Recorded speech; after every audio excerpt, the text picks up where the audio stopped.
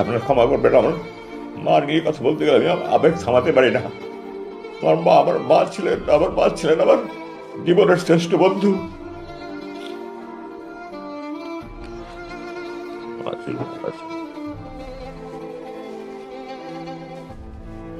আমি আমার 20 বছরের ঊর্ধ্বে মানুষ কি অসহায় মতো তারা ছোট কামরায় বন্দিশালায় দিন কাটিয়েছেন আমাদের জন্য।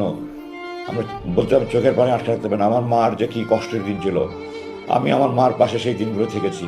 এবং এরপরে আমার বাবা 23 ইন্তেকাল করার পরে আমি আমার সমস্ত কর্মকাণ্ড বন্ধ করে সারাক্ষণ আমার মায়ের পাশে থাকতাম। আমার মা শয্যাশায়ী ছিলেন, প্রায় উনি অসুস্থ হয়ে যেতেন। আমি লোকমা খাওয়াতাম, আমার মায়ের হাত পা টিপে দিতাম, প্রেশার মেপে দিতাম, ওষুধ খাওয়াতাম। সারা রাত ঘুমাতেন না, ওনার মায়ের পাশে থেকে হাত বুলি করে মাপে ঘুম পাড়ে দিতাম। আমি সেই মাকে নিয়ে 22 আগস্ট 2016 সালে রাতের ভাত খাচ্ছিলাম। আপনারা ক্ষমা করবেন, আমার মা নিয়ে কথা বলতে গেলে আমি আবেগ থামাতে পারি না। আমার মা ছিলেন আমার জীবনের শ্রেষ্ঠ বন্ধু।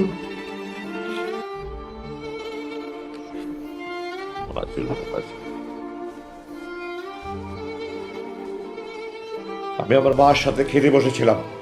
এই সময় সরকারের গুন্ডা বাহিনী, আমি গুন্ডা বাহিনী এই জন্যই বলছি যে আইন প্রয়োগকারী সংস্থার লোক ওয়ারেন্ট ছাড়া, মামলা ছাড়া, ওয়ারেন্ট ছাড়া উঠিয়ে নিয়ে যাওয়ার মানেই গুন্ডারদের কাজ। সুতরাং যেই করুক না কেন গুন্ডা, এবং এটা করেছে সরকারের যেই বাহিনী হোক, সরকারি গুন্ডা বাহিনী। সরকারের গুন্ডা বাহিনী আমার বাসায় আসে এবং তাদের মধ্যে যাকে আমার একজন অফিসার বলে মনে হয়েছে, আমি 30 বছর একটা বাহিনীতে চাকরি করেছি, আমি পোশাক দেখলে বলতে পারি কে অফিসার কে নিম্ন পদবীর কর্মকর্তা।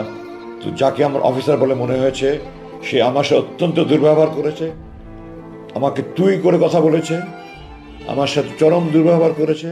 আমি তাদেরকে জানতে চেয়েছি আপনারা কার, আপনাদের পরিচয় কী, আপনাদের পরিচয়পত্র দেখান। তারা আমার কথার জবাব দেয়নি। আমি বলেছি আপনার আইন প্রয়োগের সংস্থা নাকি, আপনাদের আইন প্রয়োগের সংস্থা, আপনারা পরিচয়পত্র দেখান। কোনো জবাব দেয়নি। আমি জিজ্ঞাসা করেছি আমার বিরুদ্ধে কোনো মামলা আছে, কোনো ওয়ারেন্ট আছে?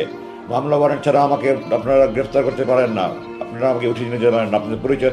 তারা আবার কোনো কথার জবাব না দেখালে বলছে হাত দেন, হাত দেন, হাত দেন, হাত দেন, হাত করা হাতে নিয়ে বসে আছে, হাত দেন, হাত দেন, হাত দেন। এবং এই পর্যায়ে দ্যাট অফিসার একটা অসভ্য, তার পারিবারিক কোনো শিক্ষা আছে বলে আমি মনে করি না। কোনো ভদ্রলোকের মানুষ এরকম করতে পারে না। আমার মতো একজন ব্রিগেডিয়ার জেনারেলকে সে তুই তাকারি করে কথা বলেছে। সে মানে খালি আমার গায়ে হাত তুলে নিয়ে বাকি এমন দুর্ব্যবহার করেছে। এবং শেষ পর্যন্ত আমি আমার সম্মান বাঁচানোর জন্য আমি হাত উঠিয়ে দিচ্ছি, না হলে তারা আমার গায়ে হাত উঠিয়ে দিত। আমি হাত দিয়েছি, হাত বেঁধেছে, আমার চোখ বেঁধেছে, চোখ বেঁধে আমাকে নিচে গাড়িতে গিয়ে উঠিয়েছে, মাইক্রোবাসে নিয়ে উঠিয়েছে। এবং তখন পর্যন্ত আমি বলছি বারবার যে আমি সাবেক ব্রিগেডিয়ার জেনারেল, আমার জানার অধিকার আছে আপনারা কারা কারণ নিচ্ছেন। তখন আমাকে তুই তাকারি করে কথা বলেছে, তোর সেনাবাহিনী, তোর এটা সেটা, এইভাবে কথা বলেছে আমাকে। তারপরে গাড়িতে নিয়ে আমাকে মুখোশ পরিয়েছে। তারপরে তারা আমাকে বাড়ি থেকে নিয়ে গেল।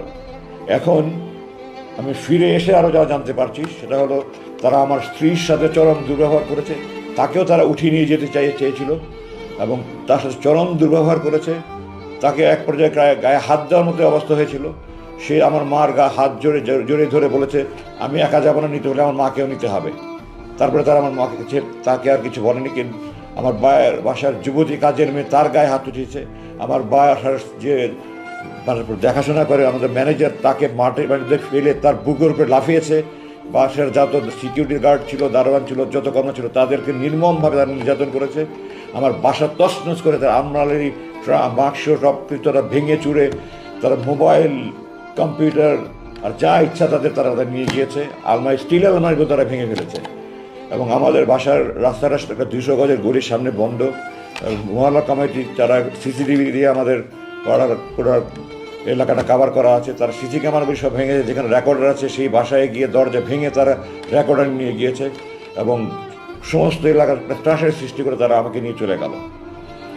প্রায় আমার চোখ বাঁধা, মুখ বাঁধা, মুখোশ পরা, আমার তো জানার কোনো উপায় নেই আমাকে কোথায় নিয়ে যাচ্ছে। ডানে বামে করে প্রায় ঘন্টাতে ড্রাইভ করে আমাকে একটা রুমে নিয়ে গেল। রুমে নিয়ে গিয়ে আমাকে তারা চোখ হাত খুলে দিল এবং আমাকে একটা পায়জামা দিল, একটা লুঙ্গি দিল, বলে আপনার কাপড় পাল্টে দেন। তো আমি কাপড় পাল্টিয়ে ওগুলো দিয়ে দিই। আমার প্যান্ট শার্ট পরানো ছিল, ওগুলো দিয়ে দিলাম। আমাকে আমার পরনে একটা স্যান্ডেল ছিল যেটা আমার বাবা পরতেন, আমার বাবার স্মৃতি স্বরূপ আমি স্যান্ডেলটা পরতাম। তারা আমাকে একজন স্যান্ডেল দিল, আমার স্যান্ডেলটা নিয়ে যেতে গেলে আমি স্যান্ডেল নিতে দিই না। আমি বলেছি না, এটা আমার বাবার স্মৃতি, আমি এটা দেবো না। তারা অনেক জোরাজোরি করেছে, আমি বলছি না আপনারা দেবো না, আপনারা যা করতে পারেন, আমি আমার স্যান্ডেল দেবো না, এটা আমার বাবার স্মৃতি। শেষ পর্যন্ত তারা আমাকে স্যান্ডেল রাখতে দিয়েছে। তারপর আমাকে খাবার দিয়েছে তারা, এক প্যাকেট বিরিয়ানি। তখন কি বিরিয়ানি খাওয়ার মতো কোনো মানুষ সাথে থাকে? আমি খাবারের তো খেতে খাইনি তখন পর্যন্ত। আর বিরিয়ানি তো কেন, আমি তো তখন মৃত্যুর আশঙ্কা করছি। আমি গাড়িতে তাদের জিজ্ঞাসা করেছিলাম, আপনারা কি আমাকে ক্রস ফায়ারের জন্য নিয়ে যাচ্ছেন? তো আমার পাশে থেকে একজন বললো, না, আমাদের উপরস্থ কর্তৃপক্ষ আপনাদের কথা বলবে, কথা বলা শেষ হলে আপনাকে দিয়ে যাবো আমরা।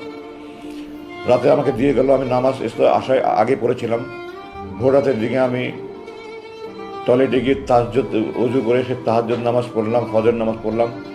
আমার রুম থেকে আমাকে টয়লেটে নিয়ে যাওয়ার পথে প্রায় 50 কদম যেতে হতো। আমার দুহাত বেঁধে, চোখ বেঁধে, তারপর মুখোশ পরিয়ে আমাকে নিয়ে যেত। টয়লেটের ভিতরে গিয়ে খুলে দিত। বাইরে দিয়ে তারা স্টিলের দরজা বন্ধ করে তালা মেরে দেখতো, তালা মেরে রাখতো। আমার কাজ শেষ হলে আমি নক করলে তারা দরজা খুলে এসে আবার চোখ বেঁধে, হাত বেঁধে, মুখোশ পরিয়ে নিয়ে আসতো। রুমে এসে আমি তাহাজ্জুদ পড়লাম। তাহাজ্জুদ পড়ে আল্লাহর কাছে খুব কান্নাকাটি করলাম। আর সারা রাত তুমি এই আতঙ্কে আছে। পায়ের আওয়াজ শুনলে আমি মনে করছি এই বুঝে আমাকে ক্রস ফায়ার নিয়ে যাচ্ছে, এই বুঝে আমার ক্রস ফায়ার নিয়ে যাচ্ছে। আমাদের সে ঘুম মানে তো ক্রস ফায়ার, এটাই চিরাচরিত হয়ে আসছে। সারা রাত আমি তাহাজ্জুদে আল্লাহর কাছে চোখ ফেলে ফেলে, চোখের পানি ফেলে কান্না করলাম, আল্লাহ, এই নামাজ যদি আমার শেষ নামাজ হয়, আর জালেমরা যদি আজকে আমাকে, জালেমদের হাতে আমার মৃত্যু রেখে থাকো, তুমি আমাকে শহীদের মর্যাদা দিও। আর আমার লাশ যেন কুকুর বিড়াল না খায় আল্লাহ। আমার লাশটা অক্ষত অবস্থা আমার মাতৃ সন্তানদের কাছে পৌঁছে দিও। আমি তাহাজ্জুদের ফজরের নামাজ পড়ে, দোয়া পড়ে বিছানায় শুলাম। চোখে তো ঘুম আসে না।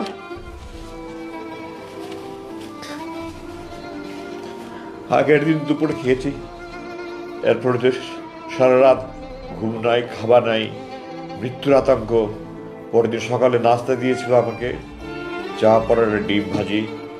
নাস্তা খাওয়ার তো নাস্তার দিকে দেখলেই আমার চোখ দিয়ে ঝরঝর করে পানি বলে, কারণ আমি মাকে নিয়ে খেতে বসছিলাম। মাকে বা 2 সময় লোকমা খাইয়ে দিলাম।